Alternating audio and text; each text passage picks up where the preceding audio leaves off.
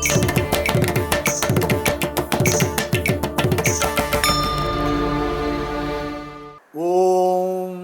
ஸ்ரீ ஆண்டாள் எம்பெருமானார் ஜீயர் திருவடிகளே சரணம்.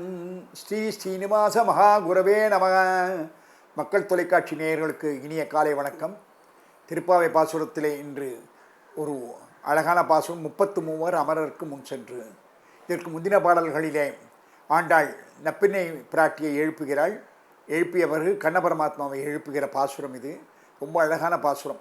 33 அமரருக்கு முன் சென்று 33 பேர், அது ஒரு கணக்கு இருக்கிறது.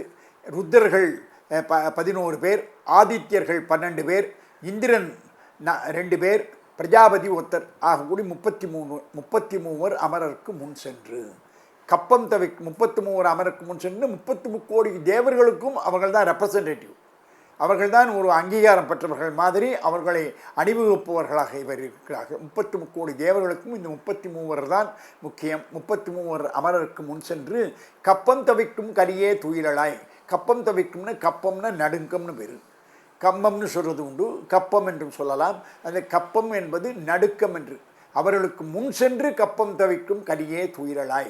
அந்த 33 தேவர்களுக்காக நீ அவர்களுக்கு முன்னாலே சென்று, அதாவது அவர்களுக்கு கஷ்டம் வருவதற்கு முன்னாலே சென்று, ரொம்ப அழகாக சொல்லணும். அதை ராவணன் பிரிஞ்சு விபீஷணன் வரும்பொழுது ராமபிரான் முதல்ல ஒரு வார்த்தை சொல்கிறான், நான் உன்னை சேர்த்து கொள்வது இருக்க நீ சேர வேண்டிய நிலையில் கொண்டு விட்டுட்டேனேன்னு வருத்தப்பட்டானான். விபீஷணன் சேர்ந்ததுக்கே அவனை குறப்பட்டான். அந்த மாதிரி முன் சென்று என்று பாடுகிறாள். கப்பம் தவிக்கும் கரியே முன் சென்று கப்பம் தவிக்கும், அவளுடைய நடுக்கத்தை தீர்ப்பவனான நீ இந்த மாதிரி கலியே தூயிலாய். அந்த இடத்துல ஆண்டாள் காண்பிக்கிறாள். அவளை சுலபமாக சொல்ல முடியாது. இதை இரணியனாலே முனிவருக்கு நடுக்கம், 33 கோடி தேவர்களுக்கும் அருள் புரிவாய். ஆனால் 1000 பெண்களுக்கு அறிவு சொல்ல மாட்டாயா? இவர்களை எங்களுக்கு அனுகூலனாக இருக்க மாட்டாயா?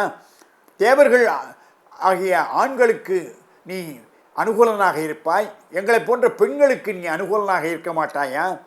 மிடுக்கர்கள் கவலையை தீர்க்கும் பொழுது அந்த நிமிர்ந்திருக்கக்கூடிய தேவர்களுக்கு அணியாக இருப்பாய், அவர்களுடைய கப்பம் தீர்ப்பாய்.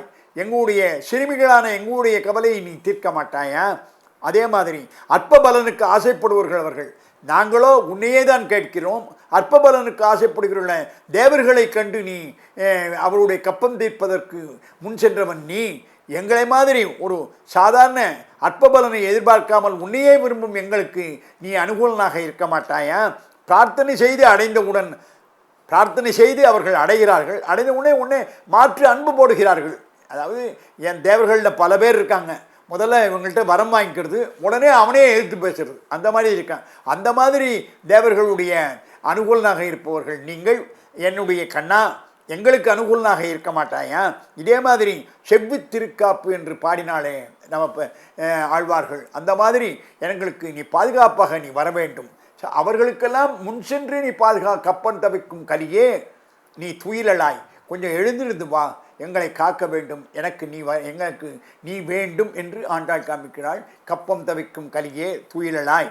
33 அமருக்கு முன் சென்று கப்பம் தவிக்கும் கலியே துயிலளாய். கலின்னு என்ன சொன்னால் நம்ம விசேஷமாக சொல்கிறது உண்டு, நடுக்கம்னு சொல்கிறது உண்டு. கலின்னு சொன்னால் துக்கம்னு சொல்கிறது உண்டு, அதாவது இடையூறு என்று சொல்லுவது உண்டு. கலியே துயிலளாய். அதே மாதிரி அந்த கஷ்டத்தை தீர்ப்பவனுக்கும் கலி என்று சொல்லலாம், கலியே துயிலளாய் என்று சொல்லலாம். செப்பமுடையாய் திரளுடையாய். செப்பமுடையாய், செப்பம்னு என்ன? ஆர்ஜவம்னு பேர். இந்த செப்பம் கூட ஒரு நல்ல குணம். அதை முதல்ல சொன்ன மாதிரி மதுரை, அதாவது மாயனை மண்ணு வடமதுரை மைந்தனை பாசுரத்தில் சொன்ன மாதிரி சொல்லும் செயலும் நினைவும் 3 ஒன்றா இருக்கணும். சொல் செயல் நினைவு, எண்ணங்களும் சொல்லும் செயலும் 3 ஒன்றாக இருக்கிறது தான் செப்பமுடையாய். அது ஒரு பெரிய தன்மை. செப்பமுடையாய் திரவேலோரம்பாவை என்பதால் செப்பமுடையாய். செப்பம்ங்கிறது ஒரு ஆர்ஜவம்னு ஒரு குணம். அது இந்த 3 ஒன்றாக பேசக்கூடிய குணம்தான் செப்பமுடையாய். திரளுடையாய். என்ன திரள்? எல்லா திரளும் கண்ண பரமாத்மாவுக்கு இருக்கிறது. சகடாசுன உதயத்திலிருந்து, பூதனைய வதத்திலிருந்து, குவலையாபிடம் யானையை கொண்டதிலிருந்து, மல்லர்களை பிடிந்தெடுத்ததிலிருந்து, பகாசுரனை அழித்ததிலிருந்து, கம்சன் யாரையெல்லாம் அனுப்பினானோ அவர்கள் தடம் கூட இல்லாத அளவுக்கு விரட்டிட்டான்.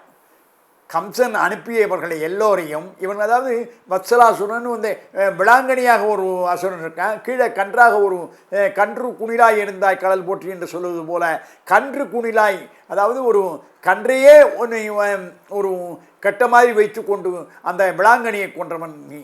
அந்த மாதிரி திரளுடையாய், திரள் என்றால் சாதாரண திரள் கிடையாது, அவனுடைய விஷயங்களை அடுக்குவது போல திரளுடையாயின்னு ஒரு வார்த்தையில் போட்டு மடக்கிறார் ஆண்டாள்.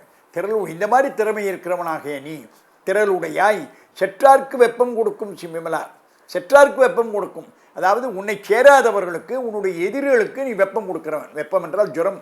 அவனுக்கு ராத்திரி பூரா தூக்கம் வராமல் கம்சன் ராத்திரியில் ஜுரத்தோடு படுத்துருந்தானா. அந்த மாதிரி செற்றார்க்கு எதிரிகளுக்கு தானே நீ வெப்பம் கொடுப்பாய். எங்களை போனால் அபலைகளுக்கா நீ வெப்பம் கொடுக்கணும்? இந்த மாதிரி சாதாரணமாக உன்னையே நாங்கள் வேண்டி வந்தோமே, எங்களுக்கு போய் இந்த மாதிரி ஒரு வெப்பம் கொடுக்கக்கூடிய சூழ்நிலையை வைத்து விட்டாயே. செற்றார்க்கு வெப்பம் கொடுக்கும் விமலா. விமலன் என்றால் தூய வண்ணம் என்று, மலம் என்றால் அழுக்கு, விமலன் என்றால் அழுக்கு அற்றவன் வரு. விமலா தூயிலடாய் என்று அவனை எழுப்புகிறாள். அவன் எழுந்து வந்து என்ன செய்யணும்? நப்பின்னை செப்பன்ன மென்முலை செவ்வாய் சிறுமருங்குள், செப்பன்ன மென்முலை செவ்வாய் சிறுமருங்குள் நப்பின்னை நங்காய் திருவே துயிலளாய். முதல் பாட்டில் அவள் எழுப்பினாள், அப்போ நப்பின்னை பிராட்டி வரலை. இந்த இடத்துல செப்பன்ன மென்முலை செவ்வாய் சிறுமருங்குள் நப்பின்னை நங்காய் திருவே துயிலளாயின்னு பாடுறான். திருவே துயிலளாயின்னு நப்பினையும் சேர்த்து பாடுறான். ஏன்னு கேட்டால் இதில் ஒரு சூட்சமான ஒரு பொருளை ஆண்டாள் நமக்கு காட்டுகிறாள். நல்லா தெரிஞ்சுக்கணும். அதாவது முதல்ல கண்ண பரமாத்மாவை பாடுறா, உடனே நப்பினையும் சேர்த்து பாடுறா. ஏன்னு கேட்டால் கண்ண பரமாத்மா மட்டும் நமக்கு காணாது. கண்ண பரமாத்மாவை நமக்கு பெற்றுக் கொடுப்பவள் பிராட்டியாகிய நப்பின்னை பிராட்டி தான். அதனால் ரெண்டு பேரையும் சேர்த்து தான் வச்சுக்கணும். ஒரு உதாரணத்துக்கு சொல்லப்போனால், சூர்பனை பகவானை விரும்பினாள், ராமபிரானை விரும்பினாள் சூர்பனகை. ராமபிரானை விரும்பினா அது என்ன தப்பான்னு? அது எவ்வளோ நல்ல குணம். ஆனால் சூர்பனை ஏன் மூர்க்க அறுபட்டாள்? பிராட்டி இல்லாத, மனைவி இல்லாத சூர்பனகை ராமபிரானை விரும்பினாள் சூர்பனகை. நல்லா புரிஞ்சுக்கணும். பிராட்டி இல்லாத பகவானை விரும்பினாள் சூர்பனகை, அதனால் அவன் மூக்கு அறுபட்டான். பிராட்டியை விரும்பினான் ராவணன், அவன் ஏன் அறுபட்டான்? அவனுக்கு ஏன் தலை அருந்தது?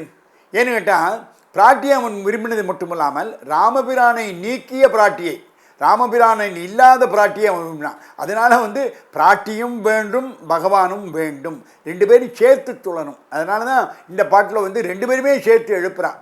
பிராட்டி இல்லாத பகவான் நமக்கு வேண்டாம், பகவான் இல்லாத பிராட்டியும் நமக்கு வேண்டாம், கூடாது என்று இருவரும் ஒன்றாக இருக்கக்கூடிய மிதுனம் என்று சொல்வார்கள். அவர்கள் ரெண்டு பேருடைய சேர்க்கை தான் இந்த செயனாகிய அடியவர்களாகிய நமக்கு வந்து உஜ்ஜீவனம். அதாவது நமக்கு அதுதான் மோட்சம், அதுதான் நமக்கு வேணும்.